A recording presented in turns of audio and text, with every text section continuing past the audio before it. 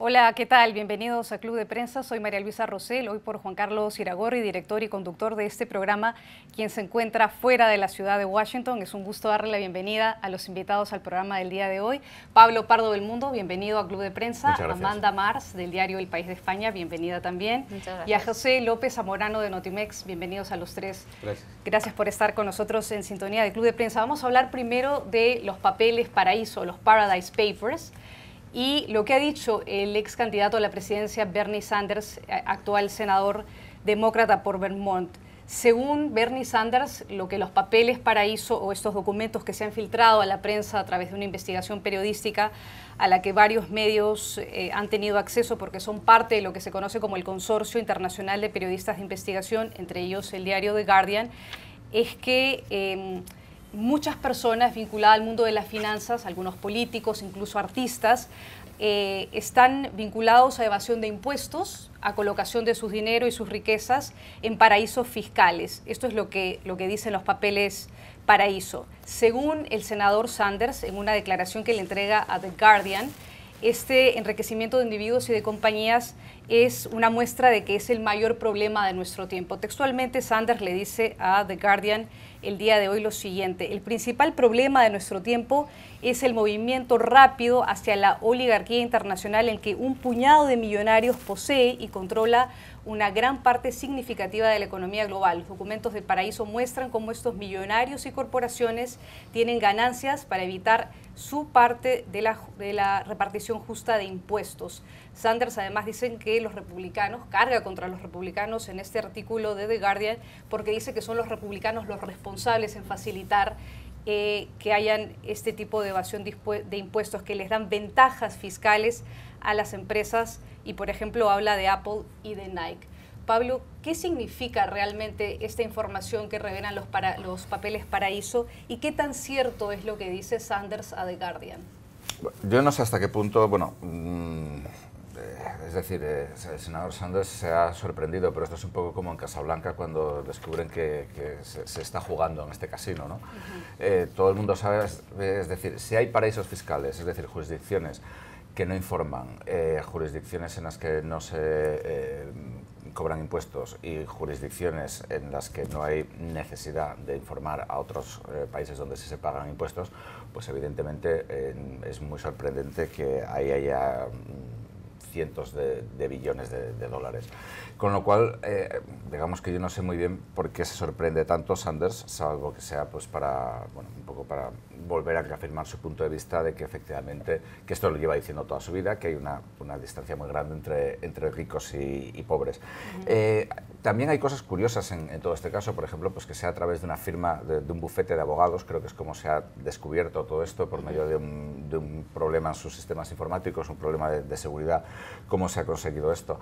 Pero, es decir, es un problema que digamos que está ahí, que es además perfectamente legal. Esa es, yo creo que la cuestión, es decir, nadie, incluso en la Unión Europea, por ejemplo, cuestiones como creo que se llama el doble sándwich, que la utilizan muchas empresas de Internet de Estados Unidos para no pagar impuestos. Esto es muy común, es decir, U2, U2, el grupo de rock, usa paraísos fiscales. Después van diciendo que los pobres africanos que se mueren de hambre y Bono, su cantante, es un gran humanitario, pero no paga impuestos. Los Rolling Stones tampoco. Entonces, es decir, estas son cosas que existen y que otra cosa es que no queramos mirar a lo que está pasando y mirar que están ahí, pero desde luego que son cosas evidentes y que nadie se sorprenda por esto y por infinitamente más. Y luego, por último, esto lo hace todo el mundo, porque Apple es una empresa, digamos, más bien demócrata, más que republicana. Amanda, ¿tiene razón el senador Sanders o exagera en su apreciación? Exagera, como dice Pablo, en la sorpresa. El problema de este tipo de ingeniería fiscal y de todo lo que revelan ahora los Paradise Papers o los Panama Papers en su momento es que muchas de estas prácticas ni siquiera son ilegales, pueden ser técnicas abusivas. Que los gigantes de la tecnología tengan un papel importante en ello no es de extrañar, porque precisamente la globalización y la economía digital facilita mucho que una empresa pueda justificar los ingresos en un país o pueda decir que declare otro tipo de actividades en otro país, porque precisamente la digitalización lo facilita mucho, con lo cual es un problema muy grande y yo creo que lo que está pasando es que se está poniendo en el centro de la opinión pública, de la misma manera que quizá hace 20 años se puso en el centro de la opinión pública en qué condiciones se fabrican los balones de fútbol o en qué condiciones Nike fabrica sus zapatillas de deporte en Asia. Entonces, en ese momento hubo una ola de concienciación, en algunos casos de indignación, y las multinacionales empezaron a controlar un poco más cómo hacían las cosas en las fábricas de mano de obra barata. En este caso puede pasar lo mismo, que estas campañas de crítica, de denuncia y de concienciación haga que las multinacionales, por responsabilidad social corporativa, por marketing social y por imagen, empiecen a tomar medidas y darse cuenta que pagar los impuestos no es un acto de beneficencia, que es una obligación y que es lo que hace que una economía sea sana y que ellas puedan seguir ganando dinero. Entonces, más que sorpresa, yo lo que creo es que hay una especie de campaña de concienciación y que entiendo que de la misma manera que no se erradicaron los abusos en las fábricas en países de mano de obra barata, pero se controlaron mucho más y ahora las empresas se ven mucho más obligadas a ser responsables con eso, entiendo que una tendencia positiva sería que esta concienciación sirva ahora también en el plano fiscal. José, ¿son los republicanos los únicos responsables en dar ventajas, como dice el senador Sanders, a que hayan empresas que tienen mayor rentabilidad a través de la creación de paraísos fiscales? ¿O los demócratas también tienen que hacer su mea culpa? No, en lo absoluto. Digo, especialmente cuando estás hablando de Estados Unidos, estamos viviendo en un país capitalista, ¿no? Noam Chomsky ni siquiera cree que existen partidos políticos, para empezar, ¿no? La geometría política en Estados Unidos es muy estrecha, ¿no? Y todos están a favor del capital. A mí me encanta oír a Bernie Sanders porque me recuerda a las clases en los 80s, ¿no? Cuando hablabas de las entrañas del capitalismo y su versión hegemónica y el imperialismo, ¿no? Pero la verdad es que ha cambiado mucho el capitalismo en las últimas 2 o 3 décadas, ¿no? Entonces, aún entre los oligarcas hay clases sociales. Es decir, no podemos hablar lo mismo de un príncipe árabe que tiene 18,000 millones de dólares, de una empresa que, por ejemplo, Apple, con todo y que busca los paraísos fiscales y los huecos en la manera que más le conviene, que es una empresa que básicamente cotiza en la bolsa. Entonces, cuando llega Apple, por citar un ejemplo, a una capitalización de 900,000 millones de dólares y busca el mayor rendimiento posible para sus accionistas, de alguna manera esos beneficios, si es que existen, se están atomizando entre todas las personas que tienen acciones de Apple. Yo no tengo, no sé si alguno de ustedes tiene, pero esa es una... es una realidad. Y es lo más preocupante, como dicen mis colegas, lo preocupante es que todo esto es legal. Ahora, se trata de cómo redefinir políticas que justamente atraigan la llegada de capitales a los países o su regreso. En ese sentido, me parece muy singular que estemos oyendo este debate cuando Donald Trump se jactó y se ufanó durante su campaña que él pagaba lo menos posible de impuestos como todos sus amigos multimillonarios y billonarios, ¿no? Y ahora presenta un plan fiscal que busca justamente bajar la tasa impositiva corporativa del 35%, que es efectivamente una de las más altas del mundo, a un 20%. Se necesita ser verdaderamente muy ingenuo o estar en un sueño guajiro o ser muy engañoso para pensar que Apple va a regresar 240,000 millones de dólares de ingresos en el extranjero porque le bajaron la tasa fiscal del 35 al 20, cuando algunos estudios estiman que paga el 0.05% de los impuestos que gana globalmente. Entonces, sí, efectivamente, como dice Amanda, es un tema de conciencia social, pero francamente yo no creo que ninguna política fiscal, ¿no?, a menos que sea coercitiva, punitiva y que implique algún tipo de sanción severa para las empresas, va a hacer que estos capitales peregrinos regresen a los países o les entre en crisis de conciencia social a los grandes empresarios y capitanes de empresa y busquen justamente redistribuirla. Ahora, punto final. También es verdad que muchos gobiernos no gastan el dinero que tienen del fisco de una manera responsable. Entonces, ¿qué incentivo tiene una empresa de tintes progresistas como Apple de devolverle al fisco de Estados Unidos para que se gasten 70,000 millones de dólares en un muro fronterizo que nadie quiere? Entonces, no es nada más en abstracto la discusión, es el dinero regresa, pero ¿para qué regresa? Y ese es un tema importante que se debe debatir. Es momento de ir a nuestra sección en cifras. Regresamos para hacer nuestra sección en cifras y para preguntarles a mis compañeros. Usted, Amanda, hacía referencia a los papeles de Panamá y precisamente la sección está dedicada, aparte del tema de los papeles de Panamá. ¿Cuánto dinero más o menos creen ustedes que recuperó el Reino Unido tras los papeles de Panamá, Pablo? Bueno, yo puedo decir la cifra porque lo he visto, no sé si eran 150 millones de dólares o de libras, sí, que es una cantidad ridícula. Sí. Amanda, ¿usted está sorprendida por esa cifra? Estoy sorprendida por lo baja que es, sí, es una cantidad muy pequeña.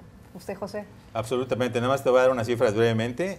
Apple, decíamos, tiene 246.000 millones en el extranjero. De las empresas americanas, Pfizer, la farmacéutica, 178.000. Microsoft, 146.000 millones. General Electric, 145.000.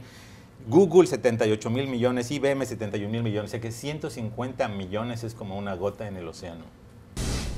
Vamos a nuestra primera pausa comercial en Club de Prensa y ya regresamos al programa. Regresamos al Club de Prensa para hablar de millonarios, para seguir hablando de multimillonarios. Esta vez se trata de Al-Walid bin Talal, quizá el preso más importante del mundo, Pablo. Usted escribió sobre él en su diario. Es uno de los principales arrestados de Arabia Saudí, los principales príncipes, uno de los príncipes arrestados. Tiene 18.000 millones de dólares y sus mayores negocios están en Occidente. Por ejemplo, en Euro Disney tiene 49% del control del capital. En el Citigroup también tiene capitales, pero además también es el segundo mayor accionista de la cadena Fox News, según describe usted en su artículo. Pero en Twitter tiene una participación un poco más modesta, tiene solo 3% el millonario saudí. Primero que todo, recuérdanos un poco en qué circunstancias y por qué es arrestado este príncipe saudí, que es uno de los arrestados, y qué significa su arresto, qué tan importante es. Bueno, vamos a ver, Arabia Saudí es un país que últimamente ha dado grandes pasos para situarse en el siglo XIX, porque las mujeres ya pueden conducir.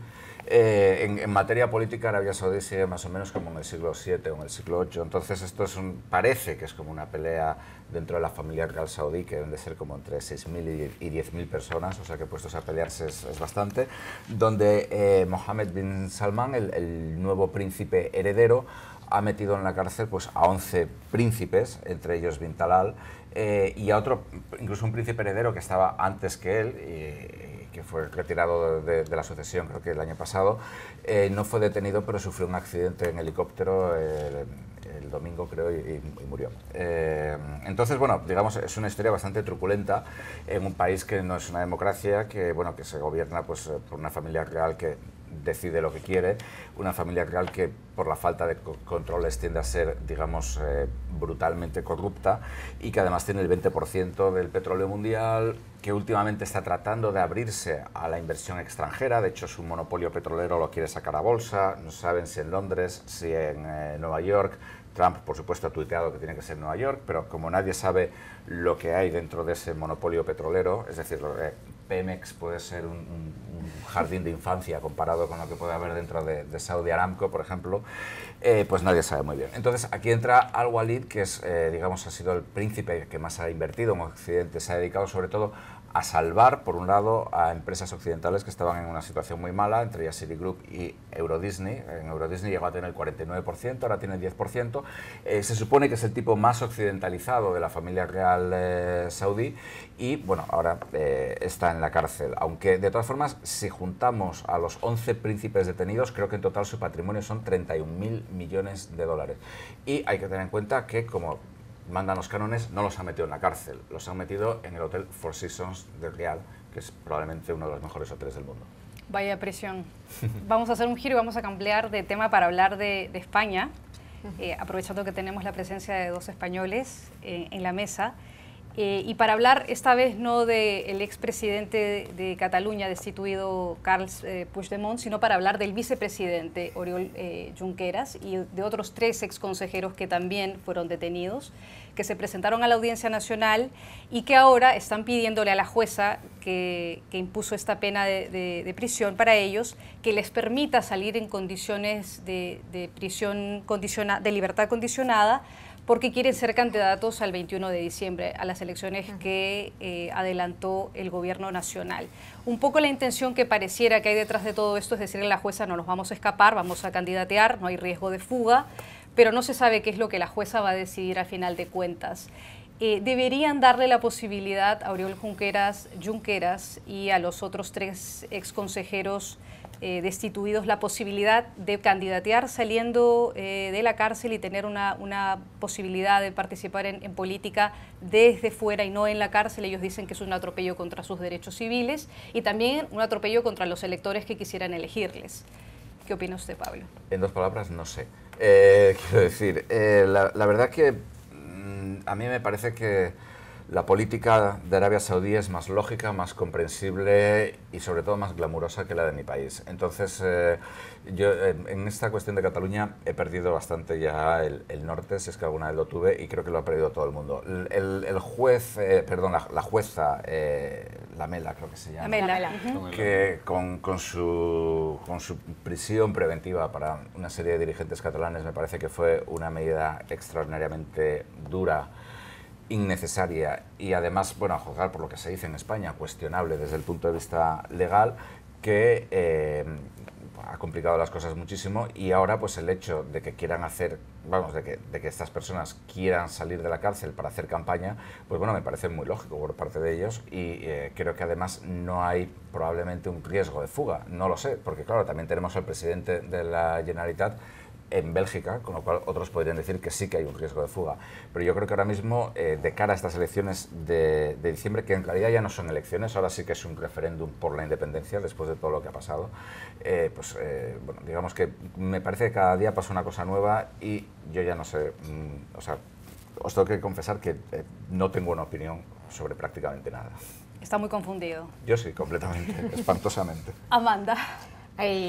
Hay muchísima confusión. Yo no tengo una opinión, desde luego, técnica jurídica de si la jueza debe o no debe conceder la libertad provisional al vicepresidente y a los otros consejeros.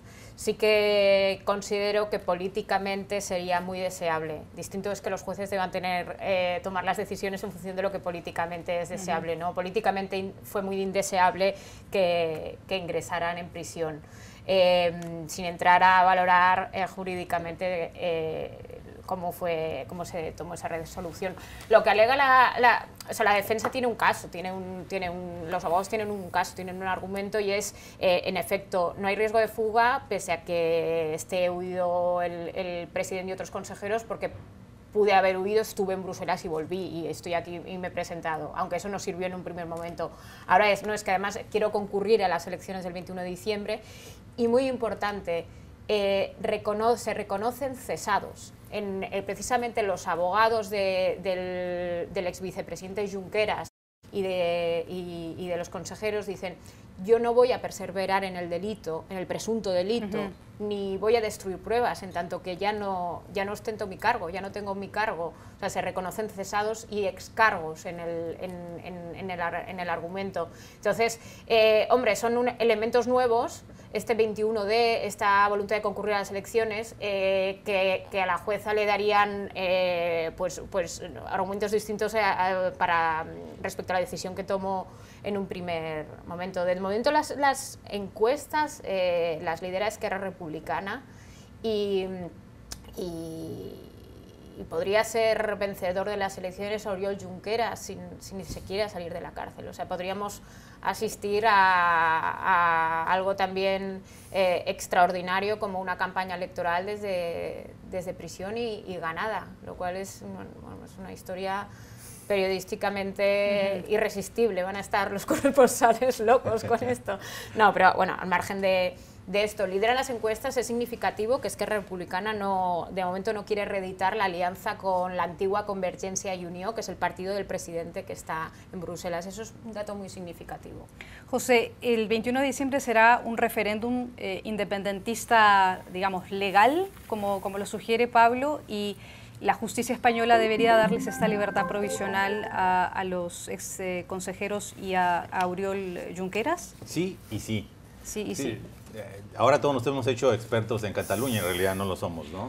Pero obviamente yo como observador externo, modestamente, yo veo que esta génesis viene de atrás, ¿no? Viene desde el 2006, cuando Mariano Rajoy decide hacerle ajustes al Estatuto de Autonomía, pasa por las promesas que había hecho Puigdemont, de que iban a ser grandiosos y todo el mundo los iba a abrazar cuando salieran de de España y las empresas iban a llegar, etcétera, ¿no? Lo cual obviamente no se está cumpliendo. Y luego la decisión de Rajoy de, en mi opinión, hacer un uso excesivo de la fuerza para contener y sofocar el referendo original y la salida, etcétera. Entonces todo se ha ido agravando. Y luego la decisión del fiscal de imputarles un cargo que a todas luces parece infundado, que es la idea de que están envueltos en una rebelión, ¿no? Esta idea de que están metidos para derrocar al Estado español, lo cual, digo, a mí como observador externo se me hace absolutamente excesivo. Entonces, cuando ves esta narrativa y luego la decisión de la jueza, ¿no?, de no darles prisión preventiva, obviamente estamos ante lo que a todos luces parece un acto de judicialización de la política, ¿no? O politización de la justicia. Entonces,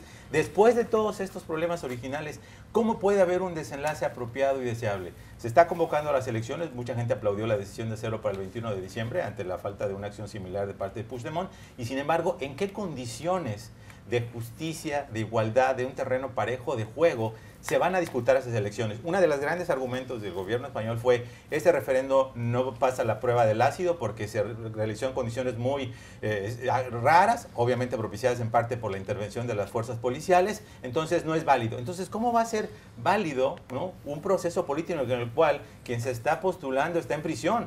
Entonces, yo creo que son respuestas de lo que siempre hemos dicho aquí. No hay una salida judicial al tema de Cataluña. Tiene que haber algún tipo de discusión política y darle una salida política a lo que son, estén de acuerdo o no de acuerdo, defensas y causas por ideales, por cambios políticos, etcétera. Y en ese terreno se deben de dirimir, me parece. Y Amanda, finalmente, para terminar esta sección, ¿qué se puede esperar de Puigdemont? ¿Qué es lo que va a ocurrir? ¿Qué es lo último que sabemos sobre la suerte de Puigdemont desde Bélgica?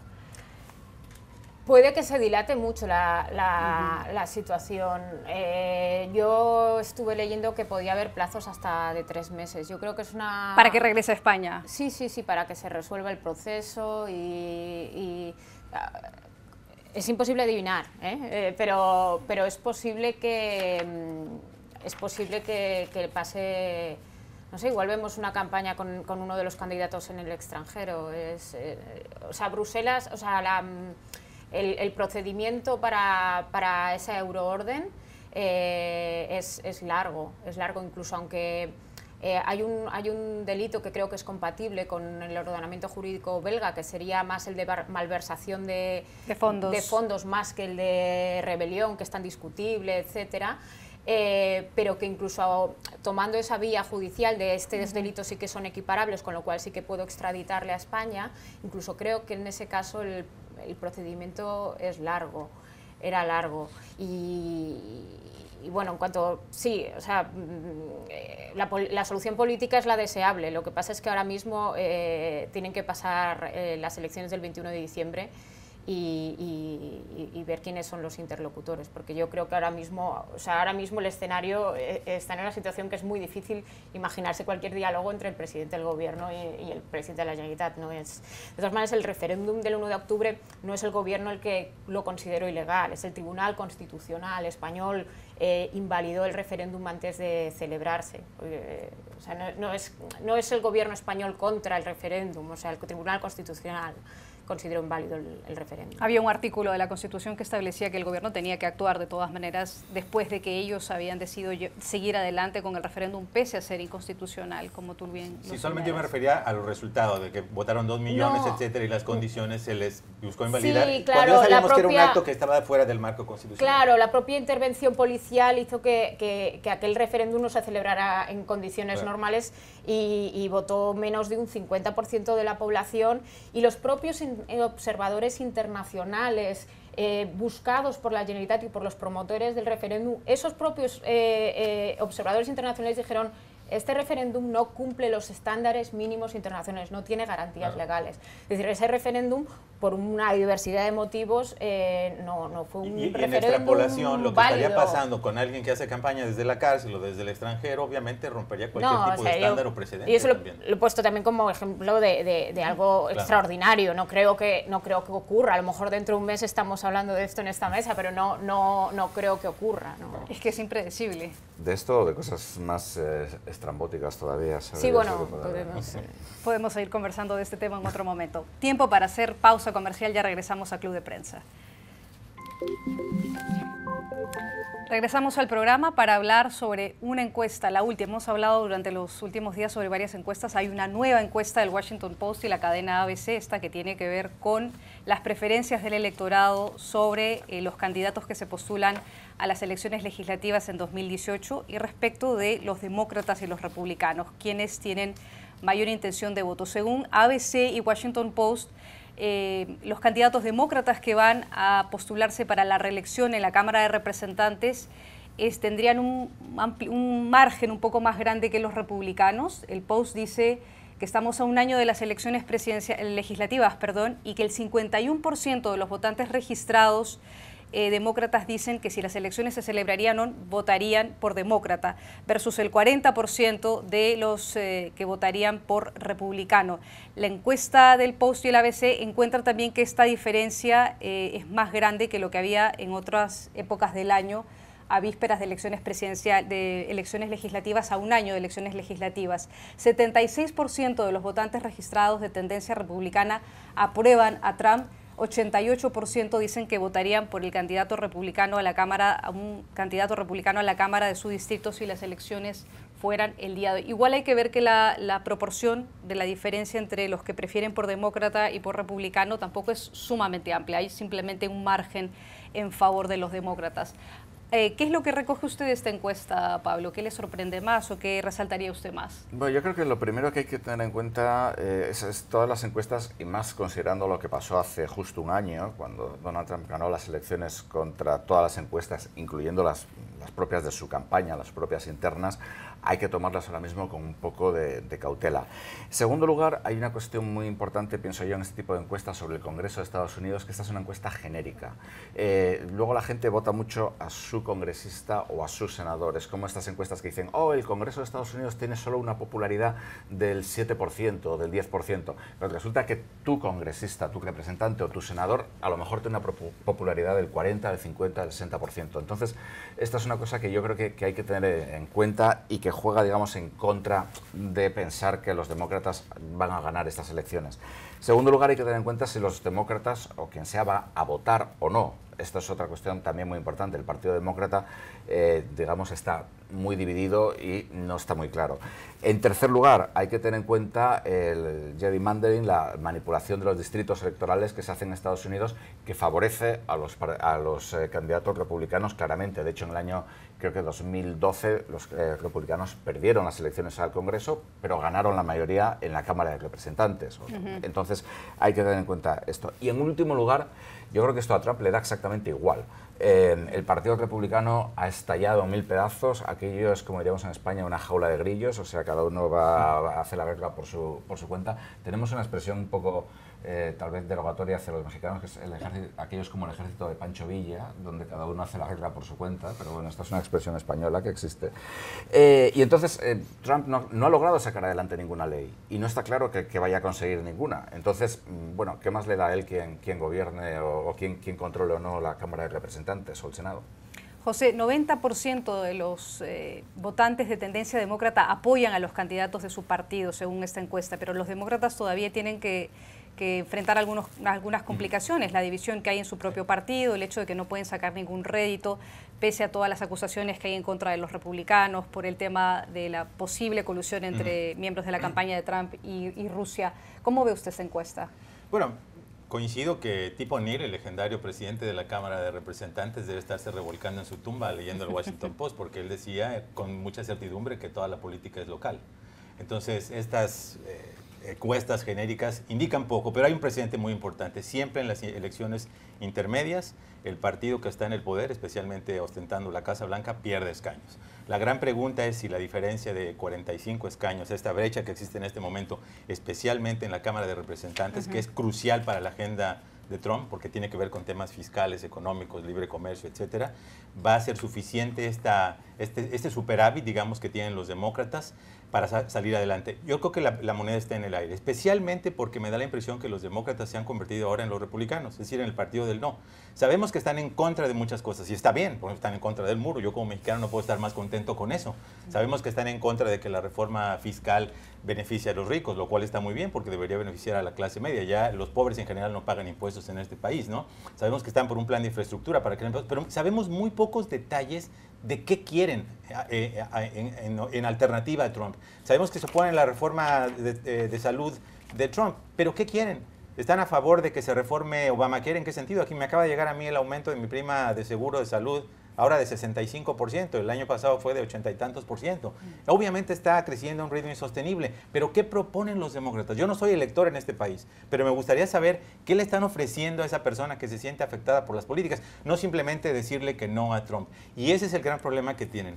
El entusiasmo siempre ha sido un gran problema para los demócratas. En las elecciones pasadas, quienes fuimos a las convenciones podemos certificar que el entusiasmo estaba con la gente de Bernie Sanders, no con Hillary Clinton. Estaban resignados a que fuera Hillary Clinton, pero no realmente entusiasmados por ella. Lo mismo pasó con John Kelly en su momento, con John Kerry en su momento y con otros candidatos que nunca han entusiasmado a las bases. Los republicanos en ese sentido, en algunos casos, salvo Barack Obama, son mucho más atractivos para muchos electores de Estados Unidos. Entonces yo creo que la moneda está en el aire. Haría bien que los demócratas hicieran también una reflexión profunda sobre cuáles son sus metas y qué proponen en alternativa a Trump para realmente alentar al votante demócrata, que en este momento es mayoritario, aparentemente, que salga a votar efectivamente.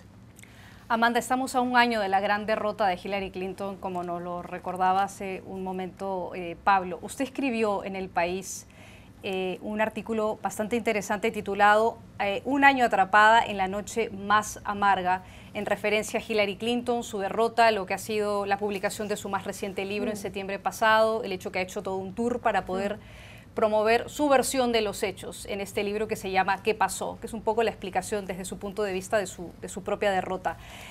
Yo le quiero preguntar primero que nada, ¿es esta la más grande derrota política de Hillary Clinton? Sin duda sí. ¿Es el final político de Hillary Clinton desde su punto de vista? ¿Y cómo le ha sentado a usted las acusaciones recientes de Donna Brasile, la ex dirigente del Partido Demócrata, que acusa al equipo de campaña de Hillary Clinton básicamente de haberse tomado el control del partido, de no haber permitido que hubiera una transparencia en el proceso de las primarias, justo después de la publicación del libro de Hillary Clinton y de la versión de Hillary Clinton?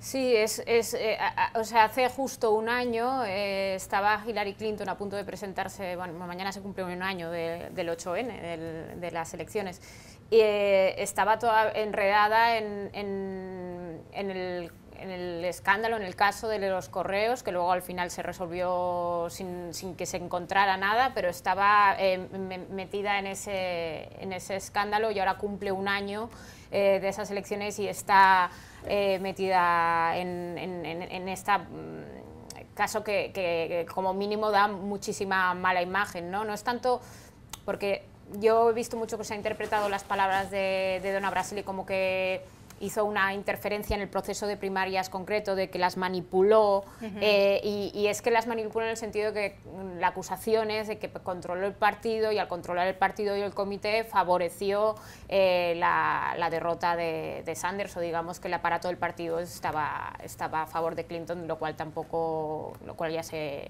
había trascendido. Yo creo que sí es el final. Aquí en Washington se dice nunca descartes a los Clinton, nunca des por muerto a un Clinton, pero yo creo que bueno, el escenario es que su carrera política, al menos como candidata, está acabada. Y ahí siempre se intenta pensar que no está acabada del todo. Yo recuerdo que hace unos meses había rumores de ¿y si se presenta a la alcaldía de Nueva York? Y hombre, pues no sé, al final no se ha presentado. Entonces siempre en Washington me he dado cuenta que hay una reticencia a dar por muerto a un Clinton, pero yo creo que políticamente Hillary Clinton está acabada. No imagino una derrota más grande que la que ella sufrió hace un año, ¿no? La candidata supuestamente con más experiencia, más preparada, contra el rival más imposible, más improbable, más impertinente, más lenguaraz, y perdió. Y eso es para ella, y toda la carrera de largo plazo que ha hecho, esta carrera de fondo política suya, es una tragedia griega. Es la noche más amarga. Entonces la noche más amarga porque En el libro se ve toda esa frustración, cómo recuerda toda esa frustración. Así es. 30 segundos para Pablo y para Pepe sobre sus comentarios. Yo, vamos, brevemente. Creo que por un lado es muy curioso que un año después de las elecciones los demócratas consideran a Trump una especie de epifenómeno, es decir, como un accidente de la historia, pero ellos siguen pensando que ellos ganaron en realidad las elecciones. Bueno, las ganaron, sacaron más votos, sí, pero las perdieron. Y no se dan cuenta de que Trump, y lo que Trump representa, es un problema para ellos mucho más serio y mucho más en el largo plazo que elegir entre Hillary y Bernie Sanders. En segundo lugar, Donna Brazile, a mí me hace mucha gracia que ahora de pronto Donna Brazile esté asustada con Hillary Clinton, cuando Donna Brazile, entre otros escándalos en la campaña, fue que le había pasado a Hillary Clinton preguntas de debates contra Bernie Sanders en la cadena de televisión CNN. Pepe. Sí, bueno, básicamente era un poco lo mismo que decía Pablo, ¿no? ¿Cómo es posible que una distorsión original en el sistema electoral de Estados Unidos, que se llama colegio electoral, ¿no?, tenga una conclusión tan diferente en el análisis, ¿no? Es decir, en cualquier otra democracia moderna, seria, estaríamos hablando ahora del gran triunfo de Hillary Clinton por 3 millones de votos contra un candidato ultraderechista, nativista, xenofóbico, que perdió flagrantemente. Ahora estamos hablando del fin de Hillary Clinton, ¿no? Es decir, yo entiendo que ella haya entrado al juego con las reglas como estaban y que haya perdido por muchos errores que cometieron estratégicos, especialmente no hacerse cargo de Michigan, Wisconsin, Pensilvania, etcétera, ¿no? Pero la realidad es que la divisa de los demócratas en términos de sus planteamientos sigue estando viva. Probablemente no en la cara, en el rostro de Hillary Clinton, porque siempre ha sido una candidata demasiado imperfecta, pero creo que por lo menos hay todavía demócratas que pueden tomar, digamos, sus ideales, sus causas para las próximas elecciones. Me quedo con usted, José, porque usted ha estado cubriendo en las últimas horas la suerte de los haitianos y los centroamericanos que están acogidos con este estatus de protección temporal llamado TPS, por sus siglas en inglés, pero que puede desaparecer en muchos casos, por lo menos en el caso de Nicaragua entiendo que ya es así, ellos no van a tener la posibilidad de quedarse legalmente en Estados Unidos protegidos por el TPS. ¿Qué va a pasar con los demás? ¿Qué es lo último que se sabe? Es una gran interrogante. La decisión de la administración Trump de hacer una salida intermedia, digamos una pseudo-salomónica, que consistió en darles una última extensión de 12 meses a los nicaragüenses hasta enero de 2019, pero al mismo tiempo postergar la decisión para los hondureños, que son 86,000, pues abrió todavía una nueva etapa de ansiedad y zozobra para los más de 400,000 que ahora están beneficiados. Las señales que ha enviado la administración Trump son inequívocas. Cuando decidió en julio pasado renovarle por 6 meses a los haitianos, básicamente el general John Kerry les dijo, vayan preparándose para regresar. En pocas palabras, si ven una oferta de maletas y petacas, aprovéchenla, por favor, se los digo. Y yo creo que esa es la perspectiva, ¿no? Se están parando bajo el argumento de que están determinando si las condiciones en el terreno de juego que justificaron el TPS, guerra civil o terremotos, desastres naturales, se mantienen para justificar o no. O sea, metodológicamente está muy bien, pero políticamente sabemos para dónde va, ¿no? Entonces está muy claro para muchos de estos inmigrantes, he platicado con muchos, se formó ya una nueva alianza TPS, que tienen que dar la pelea en el Congreso, digamos cabildeando, como la dieron los DACAs, ¿no? Con la gran ventaja, dicen ellos, de que en su caso fueron programas que aprobó el Congreso y por lo tanto estaría en la cancha del Congreso determinar darles alivios, no solamente adicionales, sino realmente una solución duradera. Estas personas han comprado casas, tienen negocios, sus hijos son ciudadanos de Estados Unidos, se estima que más de 275,000 niños estadounidenses son hijos de estos tepecianos, como ahora se llaman. Entonces, realmente, como en el caso de DACA, urge que el Congreso se ponga las baterías, se ve complicado, para que les dé una solución duradera. Tiempo para hacer una pausa, ya regresamos a Club de Prensa. ¿Qué tal? Volvemos a Club de Prensa para hablar en nuestro último segmento de las interminables acusaciones de acoso sexual, interminables porque no son solo en Estados Unidos, en Europa, en América Latina y en otras partes del mundo que se han producido en los últimos meses, esta onda de acusaciones de acoso sexual. Pues lo último que se sabe es que una serie de actores que están vinculados a este tema del acoso sexual han ingresado a una clínica llamada The Meadows. Es un centro de rehabilitación en Arizona que cura, entre otras cosas, aparte de la adicción a las drogas y otros temas de adicción, también se dedica a tratar a personas que tienen algún tipo de adicción al sexo. Y llama la atención no solamente el costo de la terapia, sino las condiciones en las que esto se realiza, Pablo. Hablan de $37,000 al mes, lo que costaría más o menos una terapia de curaciones para personas que enfrentan este tipo de disfunciones. ¿Vale la pena? ¿Es un centro de rehabilitación que realmente promete la cura para los males que se le achacan a estas personas? Bueno, no sé si vale la pena, pero desde luego que si lo que hacen estas personas es porque, bueno, algunos de los pacientes más famosos como Tiger Woods, que yo sepa, bueno, podrían tener adicción o no al sexo, lo que sea, pero en el caso de Kevin Spacey, me parece que la situación es más grave, es decir, se trata de acosar a menores de edad, etcétera, cosas que, bueno, Tiger Woods podría hacer lo que quisiera, pero se suponía que era con adultos, etcétera. Creo que es una cosa muy diferente. Lo que sí que es muy curioso, yo creo, es también la explosión de la adicción sexual. Creo que en el último libro, digamos, que registra las enfermedades psiquiátricas en Estados Unidos, el DSM se llama, creo que ya está reconocida la adicción sexual como un problema vinculado a trastornos de ansiedad, etcétera. Es una cosa que antes no sucedía y también es un problema que, según muchos expertos, está vinculado a la pornografía y a la proliferación de pornografía, particularmente online.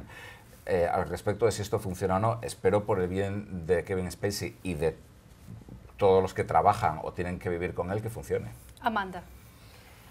Independientemente de que haya una patología de adicción al sexo, igual que hay patologías de adicción a videojuegos y de adicción a juego y de otras cosas, creo que hay que levantar un enorme muro de diferencia entre lo que es el acoso sexual, el abuso sexual y la agresión sexual de lo que es el interés por el sexo.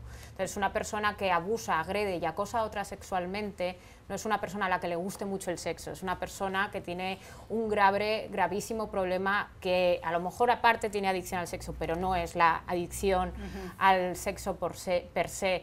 Entonces, cada vez que un personaje acusado de algo tan grave sale luego una noticia, no sé si está confirmado que es el caso de estos señores, etcétera, que se ingresa en este tipo de clínicas, me parece que es blanquear una situación que muy poco tiene que ver con el sexo. Las relaciones sexuales y el interés por el sexo y el amor por el sexo es una cosa y un agresor sexual es otra cosa. Un agresor sexual es alguien que agrede, no es alguien que le gusta tanto a esa persona que no lo puede resistir y no es una persona que odia a esa persona, ¿no? Así es, José. Bueno, sí, o sea, yo voy a abonar a quienes creen que los periodistas somos una bola de cínicos, ¿no? Porque a mí se me hace un acto monumental de hipocresía Harvey Weinstein y Kevin Spacey en una clínica de rehabilitación por acoso. Por favor, o sea, están allí porque su carrera se hizo añicos. Netflix se separó de Kevin Spacey, no tiene oportunidad de regresar a la pantalla ni chica ni grande a menos que haga un esfuerzo por reivindicarse, lo mismo Weinstein. Entonces el hecho de que estén allí es un acto supremo de relaciones públicas, ¿no? Yo no creo, ojalá tenga algún efecto positivo en sus vidas, ¿no? Que ya están un poco más o menos destruidas, Weinstein perdió a la esposa, etcétera, pero no creo que esto realmente vaya al fondo del asunto. Donde hay relaciones de poder siempre se va a dar este tipo de casos, especialmente un homosexual, y particularmente Hollywood con toda esta reproducción de conductas inapropiadas, no solamente de sexismo, de la encarnación de la mujer como objeto sexual, el uso indiscriminado de drogas psicodélicas, sexo, violencia gratuita, gratificación del sexo, sí, todo eso es Hollywood realmente. Y Hollywood no ha hecho nunca un examen serio de conciencia, así que yo no siento que esto realmente cambie en nada el debate que debe haber sobre el tema. Se nos acabó el programa del día de hoy. Les agradecemos a los invitados del día de hoy por acompañarnos en Club de Prensa, Pablo Pardo del Mundo, a por supuesto Amanda Mar del País y José López Zamorano de Notimex. A ustedes, gracias por su sintonía. Nos vemos en otra oportunidad. Que tengan un buen día.